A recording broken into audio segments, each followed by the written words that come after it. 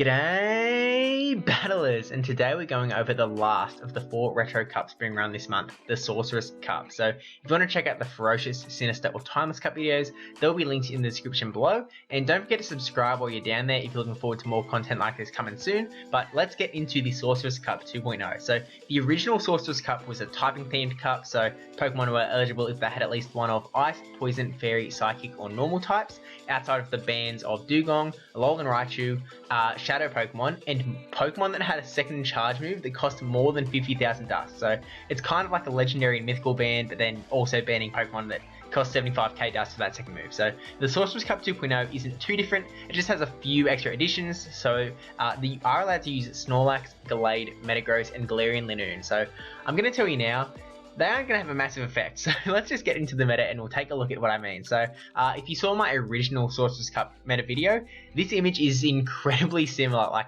there is one key difference on this entire thing, which we'll get to in a little bit, but the reason that it's so similar is kind of twofold. So first, the Sorceress Cup was only run like 2 months ago, so there hasn't been a lot of time for there to be a massive change to PvP, like a massive shift in the meta, like the introduction of some Azumarill killing move on Froslass. But the other reason is that the 4 Pokemon that Silph have added into the New Age Cup aren't that massive. Like, Snorlax is pretty high ranked, but it fits into kind of the same role as Lickilicky and Munchlax, who are already around there down in the bottom. So yeah, anyway, we'll talk about all of that as we go through. And the benefit of the meta not changing too much though is the fact that all of my battle videos on this channel are accurate. Like, they're all good. You can go and watch those. They'll be accurate for this cup. So I'll link to that playlist in the description below if you want to check out some of the Sorceress Cup battles. Because yeah, now taking a look at the meta that's in front of us, starting off in the bottom left with the Poison Darks, Alolan Muck is still right up there at number 3 on PvPoke, while Skuntank is kind of slipped off down to 25, but it's still another option if you want that more poison damage. You might be looking for something that has a little bit more Azumarill coverage, and Skuntank is definitely going to have that over the Alolan Muck. We'll talk about that a little bit more. The other claim to fame that they have is being able to beat up the Confusion uses in the top there, and you will notice that I've shoehorned Metagross in there, kind of like a mini version, because he's not quite in that group, but we'll talk about that a little bit more when we do get to that group. It's very similar, but they're also both losing to now all 3 of those Lick users to the right of them, the Snorlax, Munchlax, and Lickilicky, and then they're also losing to Drill Run Beedrill, who is the new addition to the graphic here. So Beedrill was added 3 weeks into the Sorceress Cup and essentially replaced the fighting types, which is, I mean, it's exactly what they've done on this graphic here. So yeah, Drill Run is going to do a lot of damage to the Poison Darks, but outside of that, there aren't any other arrows on this infographic attached to the Poison Darks, and that's because the rest of the matchups aren't as clear cut.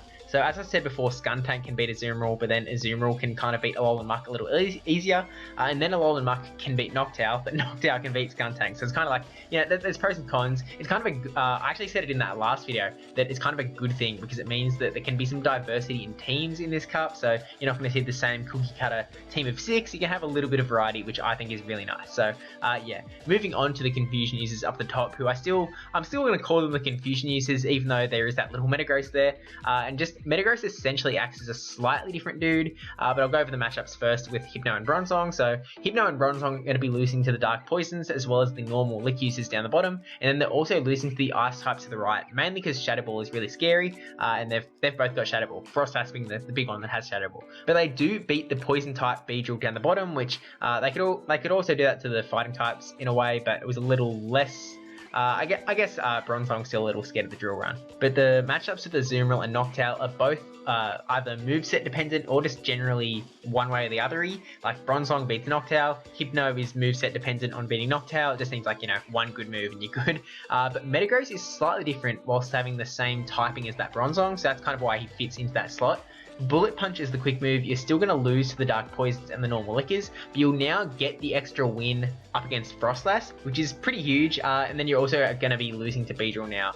You just don't really have anything to hit him before Beedrill can kind of come out with that Drill Run. So yeah, you're going to be able to nail down the Noctowl matchup too, and then you are hard losing to that Azumarill. So zigzagging down to the normals, you know, we went like up and now we're going down again to those normals with the Ghost moves, and they're beating up the Dark Poisons, they're beating up Confusion users, as well as the Ice types, specifically Froslass, Frostlass because that goes typing, and then there's a back and forth arrow with Beedrill because Munchlax wins against Beedrill, but Snorlax and Lickilicky lose. So I probably should have put an arrow from Azumarill towards the normal Lickers as well, but I think it might depend on Azumarill landing the Hydro Pump, which, you know, may not be guaranteed. It's a little bit of a risk. They can definitely add the damage to you, especially because, like, you know, things like Munchlax are just spamming that Body Slam. Azumarill's going to get worn down over time. So, yeah, it might not be guaranteed. But scooting back up the top to the Ice types, I kind of left Glalie on here as, you know, a little favour to the guy, the poor dude. But Alolan Sandslash is actually higher ranked than Glalie. So, you know, he kind of operates somewhere between the Ice slot and that like, Bronzong sort of position. He's a little bit in the middle, which is why I decided to leave him off the graphic, but Frostlass is the main Ice type that you're going to want to have. I don't think I would run an Alolan Sandslash instead of Frostlass in like any situation. Give me Frostlass all the way, who is that big bad Ice type, as I said before. Number 1 on PvPoke, and I mean, it's number 1 of the whole cup, and it should be, because it was already super dominant back in the original Sorcerer's Cup. It was easily my MVP by doing, you know, just throwing massive nukes as soon as shields were down, but it's even better now because Powder Snow has actually been buffed. So the arrows in the infographic are kind of for Frostlass, as opposed to the, you know, Glalie or Alolan Sandslash or whatever. So they're definitely going to be close to those other Ice types, but it's mainly for Frostlass here. So there's going to be that win against the Psychics on the left, as well as the Beedrill and the Noctowl, and then there's going to be losses to Azumarill and the normal Lickers, who are, I mean, they're kind of the biggest counters to Frostlass, just because they're hitting that Ghost type hard, and then they don't really care about Shadow Ball, so Frostlass are only going Avalanches, which is still a good move, but yeah, it's kind of not the best for Frostlass. But back down to Beedrill, zigzagging away. It's not so much of a zigzag, it's kind of like directly underneath, but it's sort of a zigzag. But the new fighter of this graphic, he's beating up the Poison Darks in the bottom left, he's beating Lickilicky and Snorlax, and then not Munchlax, as I said before, and then he's also beating Azumarill in the top right. So there is that loss to Munchlax, then losses to the Confusion users, the Ice types, and Noctowl. So it's kind of straightforward stuff. Drill run when you want to drill run, and, you know, bada bing, bada boom. Then on to the other meta-defining Pokemon of Azumarill, who is scoring wins up against the Ice types, Noctowl, generally the normal Lickers, as I said before, Alolan Muck sometimes, and then also the Confusion users depending on how things go. So, you know, Hypno movesets and whatnot. And then gonna lose to Beedrill, and then maybe some of the dudes on the left, but, you know, maybe, depending on how it goes. But Azumarill being such a bulky dude and just, you know, walling Frostlass really forced teams to have something to directly counter Azumarill. I know I started a lot of tournaments pretty weak to that little blue bunny, and I certainly paid for it. So I swapped out my Alolan Muck for a Skuntank, had a little bit more Azumarill coverage, and I went so much better. You know, I went 5-2 in the Sylph Continentals qualifier tournament thing, but yeah, definitely prepare for that bunny. Although I guess it is a little bit worse now because Beedrill is around. Beedrill is a bit more of a counter to that Azumarill, whereas Azumarill is like having wins over the fighters generally, but I think it's slightly worse than it was, but it's still definitely going to be good. So then the last group on this graphic, and the last group of these, like, you know, the 4 Retro Cup graphics, Noctowl. Noctowl is a pretty straightforward Pokemon, and it's going to be beating Beedrill, losing to the Ice types and Azumarill, and there's no more arrows there, and it's not because Noctowl isn't straightforward, it's because the other guys on the left are not straightforward, as we've seen, you know, time and time again going through these groups. So I don't have an arrow attaching Noctowl to the normal Lickers, and the more I think about it, I think I probably could have done an arrow from Noctowl to the normal Lickers, but I think the reason that I didn't is because Linoone is also around at number 15 on PvPoke, and if it's packing Thunder, which it probably should, then it's going to really be able to sting against that Noctowl. So, you know, it could kind of go either way, I guess, but yeah, I probably should have had an arrow from the Noctowl to the normals, now that I'm kind of reflecting on it. But for the most part, that is Noctowl. But then, you know, Noctowl beats Skuntank, but barely loses to Alolan Muck. And it could go either way, depending on energy and whatnot with that matchup. But yeah, then Noctowl is going to be losing to the Bronzong. But Hypno is a bit of a moveset question mark, as I mentioned back when we were talking about Hypno. So, you know, if it's got Shadow Ball, Fire Punch, it might not be as great of time as Hypno than it might have been if it had like Thunder Punch or Ice Punch or Focus Blast or something. So yeah, if it has anything that you hit Noctowl, Noctowl's probably going to be in trouble. So now that we've gone through this whole thing, there's 2 Pokemon that I haven't actually touched, and they were 2 that Sylph added into the cup, those being Galarian Linoone and Gallade. So Galarian Linoone is at number 19 on PvPoke, and it can certainly do some work with Gunk Shot to fight like back against Azu, but for the most part, Azumarill is still actually winning that matchup, and Galaloon is mainly acting kind of like those Dark Poisons, but having slightly different wins, a bit of a side grade, so it's winning against some other stuff like Munchlax, then it's losing to Frostlass, then there's Gallade, who is way down at number 32 on PvPoke. To be honest, I'm not too sure why Sylph added him in, but I mean, it's something to remember, I suppose. I mean, maybe being another counter to Azumarill and Beedrill.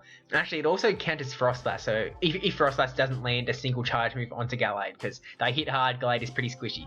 In that like general lead one shield situation, Gallade is going to bring down Frostlass with the Avalanche charged. So the kind of state of the game at the moment, I'm kind of thinking that Frostlass might be able to pull that matchup out. Gallade might not be able to nail it down with that 4-turn Confusion move. It might just not work out. So theoretically, Gallade should win, but I think it might not play out that way. But yeah, that is my Sorcerer's Cup 2.0 Meta Simplified. Again, if you wanted to check out one of the other 3 or that playlist with the Sorcerer's Cup battles, they'll be linked in the description below. And thank you for watching. Hopefully these have been somewhat helpful. Don't forget to like the video, comment for the YouTube algorithm, and subscribe for future videos. Thinking about patrons, Linton 9458, Brad Negative Ben10, No Running Human, Yourtle, Squeaky NL, all for supporting the channel because they are super cool dudes. And thank you to Sadie Poo for making my Twitch emote, Twitch link also in the description below, and Rady44 Maze for donating 5 subs the other day. So yeah, thank you all for watching, and I'll see you in the next video.